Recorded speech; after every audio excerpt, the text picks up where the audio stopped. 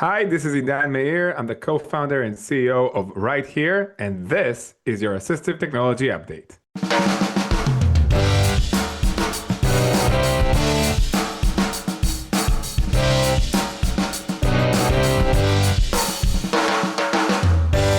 Hello, and welcome to your Assistive Technology Update, a weekly dose of information that keeps you up to date on the latest developments in the field of technology designed to assist individuals with disabilities and special needs. I'm your host, Josh Anderson, with the Indata Project at Easter Seals Crossroads in beautiful Indianapolis, Indiana. Welcome to episode 766 of Assistive Technology Update. It is scheduled to be released on January 30th, 2026. On today's show, we're super excited to welcome Idan Meir, co-founder and CEO of Right Here, to the show to tell us all about Right Here and how it can help not only individuals with visual impairments, but also with businesses with making their places and their signs much more accessible. As always, listeners, we thank you so much for taking time out of your day, and we love to hear from you. If you ever have a question, comment, or somebody that make a great guest, please reach out. Send us an email at tech@eastersealscrossroads.org or call our listener line at 317-721-7124. But for now, let's go ahead and get on with the show.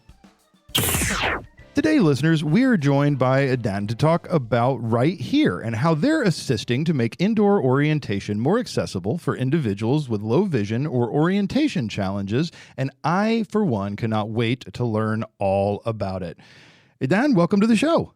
Thank you so much for having me here, Josh. It's a pleasure. Yeah, I am really excited to learn everything about Right Here. But before we do that, could you tell our listeners a little bit about yourself? Sure. So I'm Idan. I'm the co-founder and CEO of Right Here. I'm also a father to three, Abigail, Rani, and Adam. It's 8, 6, and 1, and married to my best partner, Liat. Thanks to her, Right Here actually exists. She's the driving power behind it all. I'm originally from Israel. I moved to the U.S. just about 4 years ago. I'm here in Maryland, and I have horrible orientation skills, and that's probably what led us to build Right Here, which we're probably going to talk about today. I always love to find out how things came to pass and everything else, and we'll get into that in a minute. But first, I guess just start us off by just telling us what is Right Here. Well, I guess the shortest way to describe it is talking signs. Right? A more sophisticated way would be audio format of signage. But basically what we're doing is bringing an audio representation of visual signs. So we see signs everywhere we go, right? Mm-hmm. Yeah. Indoors and outdoors. And basically what Right Here does is bringing them voice. I always, Josh, I'd love to start with sharing two facts. Mm-hmm. I'm sure many of your listeners are probably familiar with at least one of them. But, when you talk about Right Here's story, I usually share them, both of them. So the first one is that there are Braille signs everywhere in the country, mm-hmm. right? From Indiana to here to Maryland, whether if it's a hospital, a shopping mall, a small restaurant, an airport, you name it. They're all around us in the country. It's an ADA requirement, right? Yeah. So there are Braille signs everywhere. The other fact that, again, some of your listeners are probably familiar with is that over 90% out of the blind community cannot read Braille mm-hmm. at all. So for those 5 to 10% who can read Braille, it's great that Braille is out there. But finding those signs is a challenge by itself. Yeah. You need to know that there is a sign there in order to actually read it. And assuming you know to read Braille and assuming you've been lucky to find the sign, you also need to be a little bit brave, because who want to touch a public surface anyway, especially since COVID? Yeah. And assuming you're also brave, then, you should probably need to be very smart, because the amount of information you'll get out of this sign is probably one word or two. That's it. Mm-hmm. Not much more. To me, we're recording this January 2026. It's unbelievable that we have Braille signs everywhere, but we don't have this in an audio format. Mm-hmm. And that's exactly what Right Here is doing. Right Here is basically, it's a free app, both Android and iPhone, that gives our users audio descriptions of the space around them. Nice. And I love that you bring up the Braille signs. I think of, there's a place not far from where I live, and the restrooms, they have your normal kind of sign, shows the man, the woman, and has Braille on it, and it's on the door which swings in. So if you put the pressure on to actually feel the Braille, you've already opened the door. So exactly. So while you're trying to figure out which one's the men's or the women's, if you're lucky enough to find the sign, you've already opened the door to either the right or the wrong one. So you got a 50-50 chance of being correct, I guess. Exactly. And I think I developed like some some weird obsession around specifically public restrooms because it's a hygiene, factor into this. I mean, I said before, you probably don't want to touch a public surface, but you especially don't want to touch a public surface around that area, Yes, right? yes. I don't, right? So having that in your own, language, by the way, in audio, but in your own language is helpful, not just if you're blind or visually impaired, it's helpful if you're a tourist, right, in that facility, right? Having it spoke out loud is not just, again, if you don't see the sign or if you don't speak the language, you might see the sound, the sign, and you might do speak the language in that airport in that case, but you might have some hard time reading this text that says, baggage claim or whatever that is. So being able, again, to hear because of dyslexia or other cognitive disabilities, so being able to hear that's our focus. That's the vision. Most definitely, most definitely. Well, and I mean, you kind of told me some of the idea, but I guess where did the original idea for Right Here come from? Yeah, so as I said, I have horrible orientation skills. I'm this friend who always turn right when it's obvious to turn left because we've just been there. And when we started Right Here, we thought that if we'll be able to solve the orientation challenge to those who have most severe orientation challenges, and that's how we came to think about the blind community, ultimately we'll be able to solve it to basically anyone else. And then we didn't know much about that community. My grandfather turned to be blind in the end of his life, but I didn't know much about that, about that disability. So we started to speak with the community. I've got, a friend who knows a friend.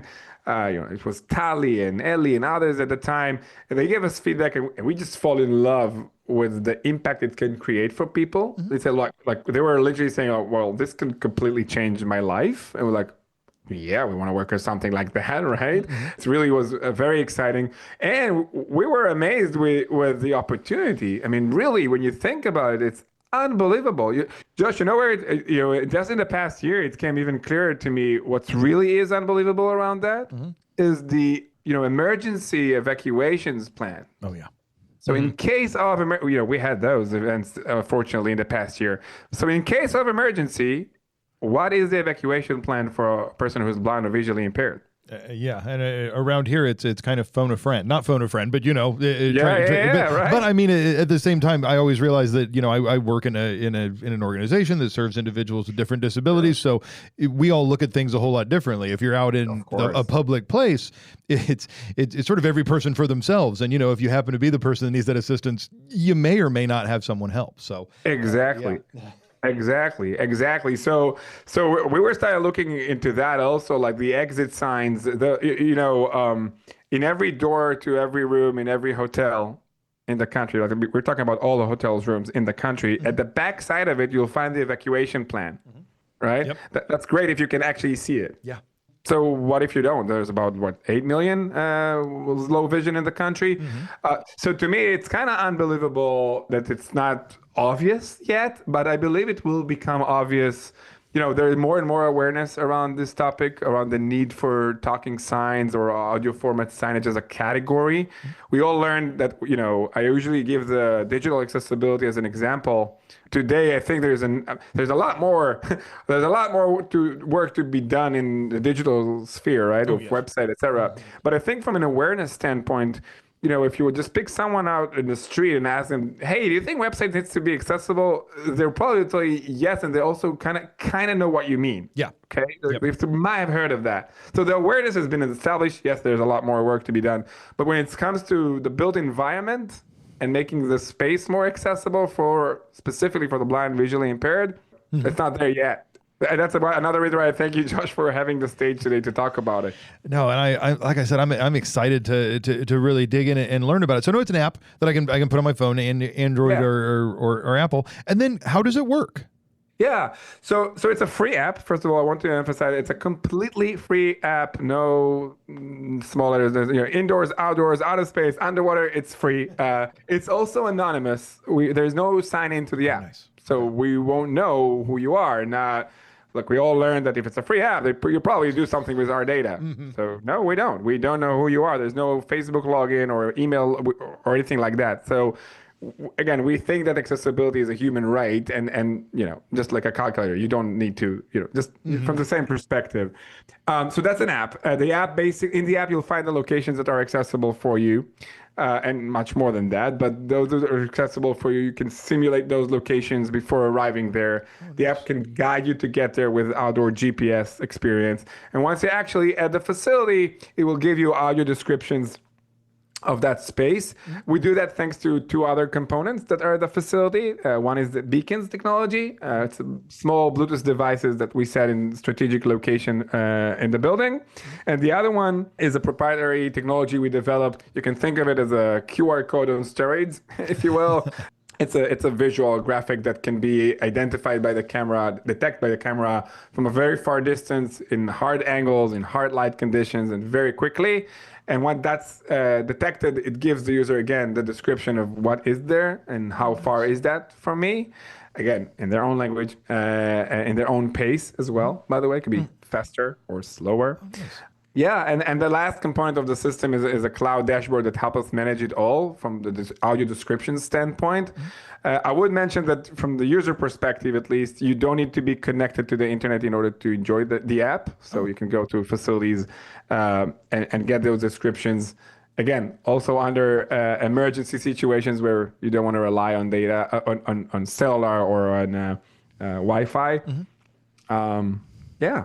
Nice. And I love that you brought up, because I was going to actually ask about the internet, just because I know some places, especially, if you have to go to the VA or some places like that, you get in the basement or something, maybe the internet or the data connectivity isn't very good, but yet that's a place that a lot of folks who may have a visual impairment might need to go for services and things.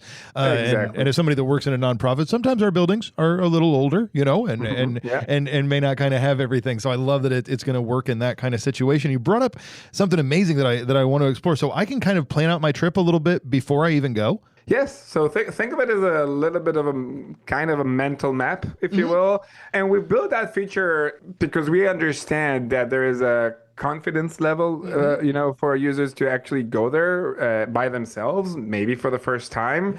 So in order to kind of help with that decision, even, giving them as much information as possible beforehand, so they can kind of learn the facility a little bit before they actually go.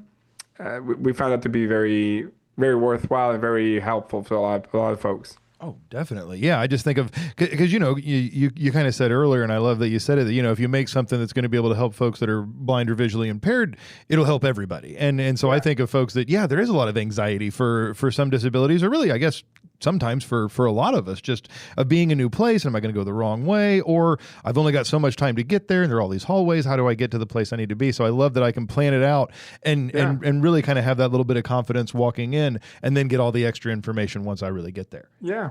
Yeah, it's like a directory that comes with you wherever you go. And Josh, this is right here is more of an orientation solution rather than a navigation type of solution. So, if navigation is about taking you from point A to point B, like take me to Josh's office and then turn right, turn left, turn right, turn left, you've arrived. So this is not what we're doing right here. What we're doing is kind of imitating what the signage at the facility would do. Okay. So if it's a directory and this is not better or worse than navigation, it's just different, I would say. It's a different aspect of wayfinding.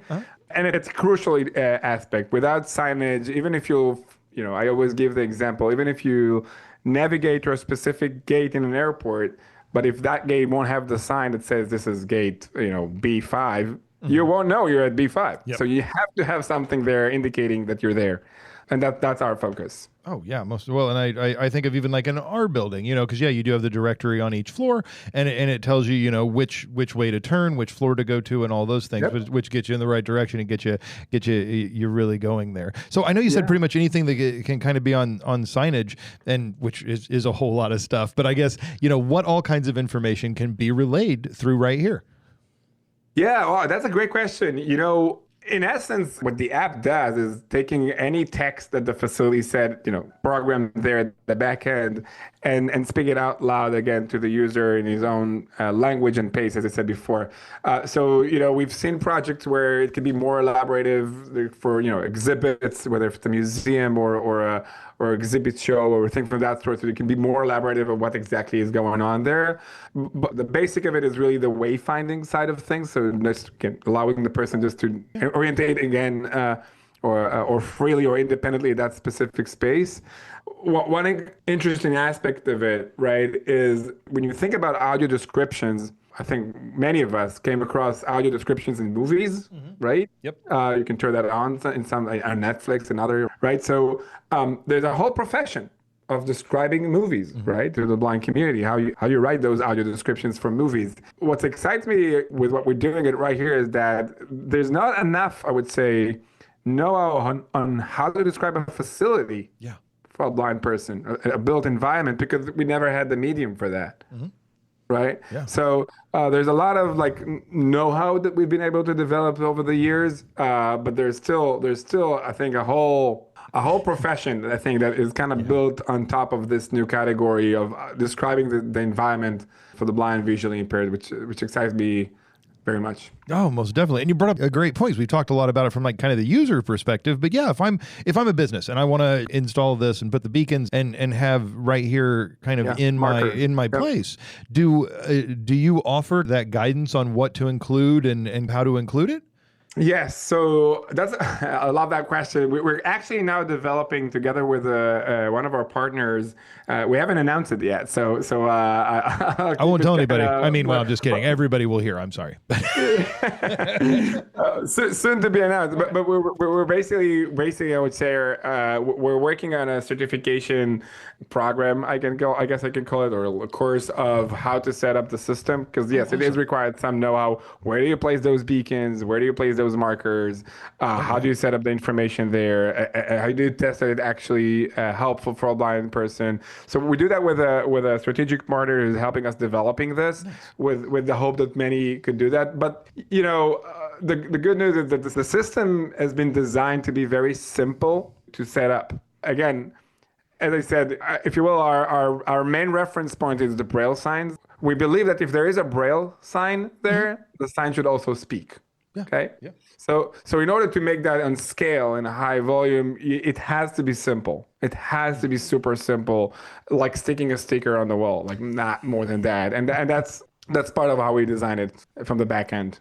No, and that's great, because I feel like just sometimes, it's like businesses may want to make their place more accessible, but it's so hard. It takes maintenance. It takes I've got to have a professional that I hire just to do this part. So being able to make it easier it makes it easier on the business to make it more accessible. So I guess you're making it accessible on both ends. Yes, absolutely. Exactly that. As I tell the team all the whole time, it has to be a no-brainer decision, first of all. So again, as I said before, the system is completely standalone. There's no internet required. There's no electricity required. There's nothing, right? It's a standalone. So from an IT perspective, it's an easy decision for facilities to adopt. From a cost perspective, it's a very affordable solution, right? It depends, right? If it's a small restaurant or it's a big university campus, yes, it's ranged between that. Sure. But it's usually a very affordable, cost-effective solution to adopt. And from an operational standpoint, right? You stick a sticker and that's it. Nothing more to do than that. So yeah, we want to make it accessible and easy and simple. And we've seen, for restaurants, we've seen that happen within 10 minutes. You can have the restaurant accessible. And we've seen, parks that, within a couple of hours. And we've seen, projects that were bigger for maybe 2 days or 3 days, but usually not more than that. I can hardly think of a project that took us more than 2 or 3 days. We're in 2,500 locations, so we've been around. Nice. Well, yeah, and I mean, anything building accessibility into a building that you can do in 2 or 3 days, that's almost unheard of. Well, I know you've probably got plenty of these, but can you tell me a story about someone's experience using the Right Here app from a user's perspective that was maybe able to access some place that they had a challenge with before? Yeah, well, I can give you a fun experience from a few years ago. Obviously, I won't share the names, etc. But was there one of our users? She was taking, and that was like a surprising use case, if you will, to what we were doing, because they didn't design it for this, but that's how she used it. She was taking a bus to a new destination, and she wasn't sure where to take off the bus, right? When to take off the bus? Where exactly is her station? She was trying to count the number of stations, like 10 stations or whatever, to get off the bus. And then because she wasn't so sure, she asked the driver if he can tell her where to stop. and it wasn't the nicest driver, so he wasn't necessarily cooperating with her, unfortunately. And instead of her getting, upset with him, she said, "Hey, actually, I can just open up the app, and it tells me every few, meters or feet or time, and it's up to the user to define where I am. So I actually know where I am through that, so I won't need to even ask him." And to me, that was like a creative way of using the app. We didn't develop it for this, but yeah, just one story that came to mind. We have, Josh, we have a growing and big community already. We're meeting every week on Friday, and it's always a pleasure to see people from all sides of the country and beyond, right? We have people coming from Africa, from the Middle East, from Europe, and those Fridays meetups, and hearing how they use the app, how they find it helpful, and also what's need to be improved. There's a lot of room to improve as well. Oh, definitely. And I mean, that's where you're going to learn is in those use cases of folks of just where they have challenges. And yeah, I always love just hearing how folks take the tool and run with it and use it in different ways. Well, I guess the same kind of question, but can you maybe tell me a story about someone's experience using Right Here kind of from a business perspective as far as installing it and putting it in their place? Sure. From a business perspective, an interesting story is actually from last year. It's the Children's National Hospital. Children's National Hospital in Washington, D.C. They were actually looking for a way to provide a signage at the hospital in multiple languages. Right? There are people coming from actually all around the world to that hospital, but there are foreign different languages, many different languages coming to that specific hospital. Obviously, you cannot put so much in a sign. No. Right? Right? I mean, most places one very big sign with very small print. Right, exactly. Yeah. Right. So, and we've heard that, by the way, also from airports as well. But from them, that was their need. And that was the main driver of why adopting it, because again, while the visual signs are currently is still in English and maybe Spanish, I'm not sure. Yes, everyone at the facility can still find their way around independently by hearing that through the app. It's a free app again that they invite you to download. So to me, from a business story, if you will, that was the pain they were looking to solve, which is like. I would call it an accessibility pain, but it's not the regular accessibility pain, right? Not for people with disabilities per se, right? And they find us. It took us about 2 days, I think, to set it up there at that hospital. And the feedback is great. Awesome. Yeah? And yeah, I can see, because like you said, trying to get all the languages and everything on there would be, well, impossible, because you're still going to miss a few. My goodness, just in the time it would take a person to look through the whole entire sign to find the one that actually comes to it might be, and especially in a hospital setting, a little bit too late to find you at the wrong place. So right. And I'm coming from Israel. Obviously, unless you speak Hebrew, there's a lot of facilities where you won't be able to understand what's going on from the signage there, because you won't even. It reminds me one time in China, it was about 10 years ago, in an airport in China when I got lost. And I really felt lost because I had no idea where to even start understanding where I am. Sure. Yeah, because the letters are completely different. Everything's just, completely different. So those little cues you might kind of look for, be able to kind of decipher are just gone, just absolutely gone. Yep. Exactly. Most definitely. Well, and if our listeners want to find out more, what's a good way for them to learn more about Right Here? Yeah, so first of all, online, we have plenty of places. Our website is right-here.com. It's RIGHT-HEAR.com. So Right Here is like, you hear where you are, .com. I'm always available. I'm trying to be as accessible as I can. So my email is Idan, IDAN, right-here.com. We have a wonderful community manager, Chanel. She's in New York. She's blind herself, and she's doing incredible work with our community every week. Again, Friday, 1 p.m., we're meeting online. It's 30 minutes talking about what's really important for the community. Not always accessibility, not always our app, not always assistive technology, but always what really matters to the community right now. So that's another way. We're on LinkedIn, we're on Facebook, and we're trying to be in all the others as well. But that's the two main social media ones. And I want to encourage, Josh, if I may add here something, actually, one of our biggest insight over the past 2-3 years is that in order for our vision of having these talking signs out there as much as possible to flourish and to succeed, we very much need the community advocating for this, right? At the end of the day, when we reach out to whether if it's a stadium or a hospital or a shopping mall or airport, whatever that is, they perceived us for a good reason as a company is trying to sell them something, right? Yes, we are charging those facilities for this service, right? I said it, the app is free, but we are a for-profit company, and that's our business model. So this is how they perceive us. But when they hear about this need from a client, a guest, a visitor to their facility, that's changed the dynamic completely. Completely. Like, oh, yeah, sure, we want to give you a better experience in our hotel or whatever that is. How can we do that? And then they look online and maybe find us or one of the other. There are great other options out there.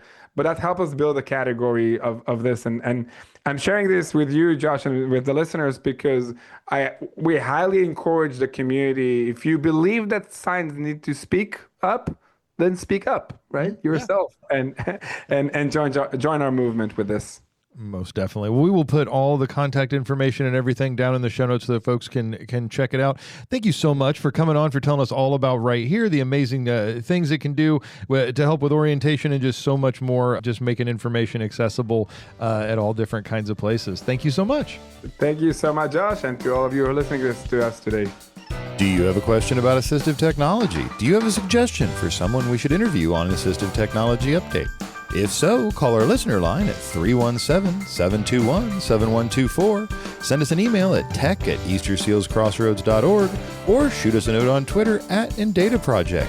Our captions and transcripts for the show are sponsored by the Indiana Telephone Relay Access Corporation, or INTRAC. You can find out more about INTRAC at relayindiana.com. A special thanks to Nicole Prieto for scheduling our amazing guests and making a mess of my schedule. Today's show was produced, edited, hosted, and fraud over by yours truly. The opinions expressed by our guests are their own and may or may not reflect those of the InData Project, Easter Seals Crossroads, our supporting partners, or this host. This was your Assistive Technology Update. I'm Josh Anderson with the InData Project at Easter Seals Crossroads in beautiful Indianapolis, Indiana.